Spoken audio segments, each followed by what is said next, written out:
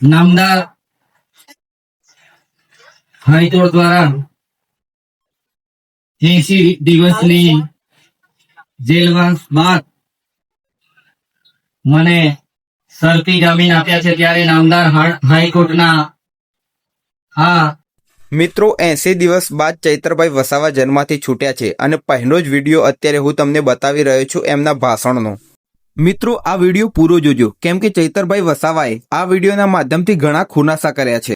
નમસ્કાર મિત્રો, આજે આપણે ચૈતરભાઈ વસાવાના જેલવાસ પૂરા થયા બાદનો પહેલા ભાષણનો વિડીયો જોઈશું અને તમે જોઈ રહ્યા છો સૂર્યોદય ઇન્ફો। એમાં ઘણી શરતો પણ આપી છે, શરતોને આધીન મને જામીન મળ્યા છે। ત્યારે ખરેખર તમે બધા જાણો છો, આદિવાસી વિસ્તારોના તાલુકાઓમાં અનેકો યોજનાઓ હોય છે અને યોજનાઓમાં એક સરકારના પ્રતિનિધિ તરીકે, ધારાસભ્ય તરીકે મારે હાજર રહેવાનું હોય છે, મારે આયોજન કરવા બેસવું પડે છે।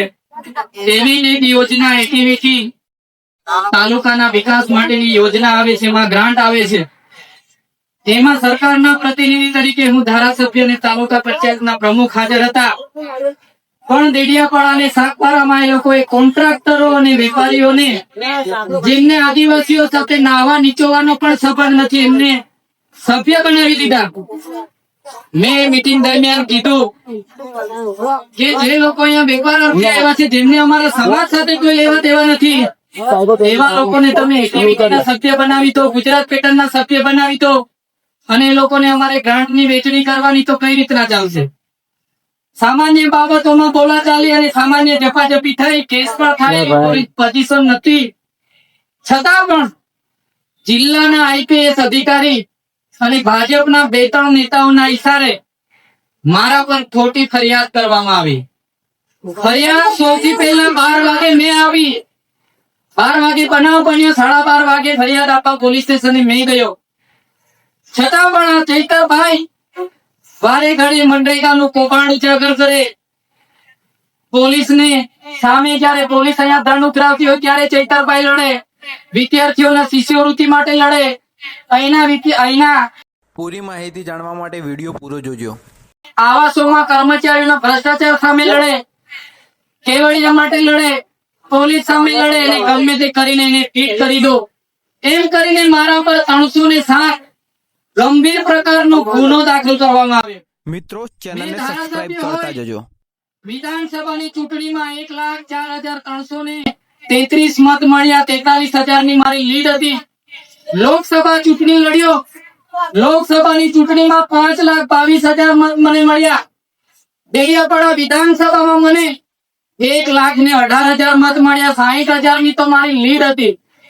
આટલો બધો જનતાનો પ્રેમ હોય, જનતા મારી પાસે કામ માંગી, ત્યારે આ સરકારી મીટિંગમાં મેં કીધું હું ચૂંટાયેલો ધારાસભ્ય છું, મને પૂછ્યા વગર કઈ રીતના તમે વેપારીઓને, કોન્ટ્રાક્ટરોને સભ્ય બનાવો? પણ આ ભાજપના નેતાઓ ત્યાં બેઠા બેઠા મને ફસાવાનું કાવતરું કરીને બેઠા હતા, પોલીસ મને ફસાવાની કાવતરું કરીને બેઠી હતી, તેનો મને અંદાજો નતો। હું પોલીસ સ્ટેશને સામેથી અરજી આપવા ગયો અને મને એરેસ્ટ કરી લેવામાં આવ્યો।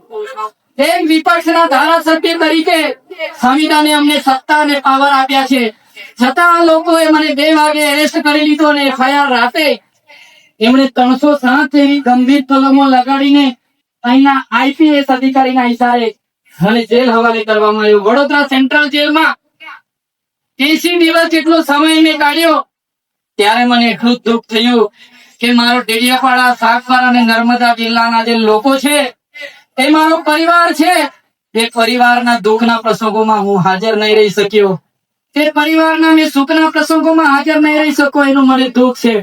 પણ મિત્રો, આજે જયારે નામદાર હાઈકોર્ટે મને જામીન આપ્યા છે, તો પૂરેપૂરો મને ન્યાય પ્રણાલિકા ઉપર ભરોસો છે। ભલે આજે મારા પર શરતો લાગુ પડી છે, પણ આવનારા દિવસોમાં નામદાર હાઈકોર્ટ હોય, નામદાર સુપ્રીમ કોર્ટ હોય, મારી સાથે ન્યાય કરશે। સાથીઓ, ભાજપના કેટલાક નેતાઓ, પોલીસના કેટલાક આઈપીએસ અધિકારીઓ વિપક્ષના અમારા જેવા ધારાસભ્યને દબાવવા માટે કોશિશ કરી રહ્યા છે, અમારો અવાજ દબાવવા માટે કોશિશ કરી રહ્યા છે, પણ આ ચૈતર વસાવા એકલા નથી, આ ચૈતર વસાવાનો એકલો અવાજ નથી, આ બંધારણે આપેલો અવાજ છે, સંવિધાને આપેલો અવાજ છે, અમારી જનતાનો અવાજ છે, તમારાથી ક્યારે દબાવવાનો નથી। પૂરી તાકાતથી અવાજ આવનારા દિવસ જે મારી સાથે જે બન્યું છે સાથીઓ, જેલમાં બેસીને બસ મેં એ ચિંતા કરતો હતો મારું મનોબળ નહીં તૂટી જવું જોઈએ. એ લોકો એન કઈ પ્રકારે હેરાન કરીને પોતાના તરફ લઈ જવાની વાત કરે, હું ક્યારેય મારા જનતાનો વિશ્વાસ અને ભરોસો નહીં તૂટવા દઉં. બસ આજે હું મારી પ્રકૃતિને, આજે હું મારા ઈષ્ટદેવને, મારા માતાજીને, મારા ભગવાનને હું પ્રાર્થના કરું છું. પૂરો વિડીયો જોયા બાદ તો તમે મિત્રો સમજી જ ગયા હશો, કારણ કે આ વિડીયોની અંદર પૂરી માહિતી ચૈતરભાઈ વસાવાએ આપી દીધી છે કે ભાજપના કાર્યકર્તાઓ દ્વારા, ભાજપના નેતાઓ દ્વારા અને પોલીસ પ્રશાસન દ્વારા ચૈતરભાઈ વસાવાને જેલમાં રાખવામાં આવી રહ્યા હતા. મિત્રો, એવા તો શું કારણ છે કે ભાજપ સરકાર દ્વારા ચૈતરભાઈ વસાવાને ટાર્ગેટ કરવામાં આવે છે? મળીશું એક પૂરી માહિતી સાથે અને નવી માહિતી સાથે મિત્રો.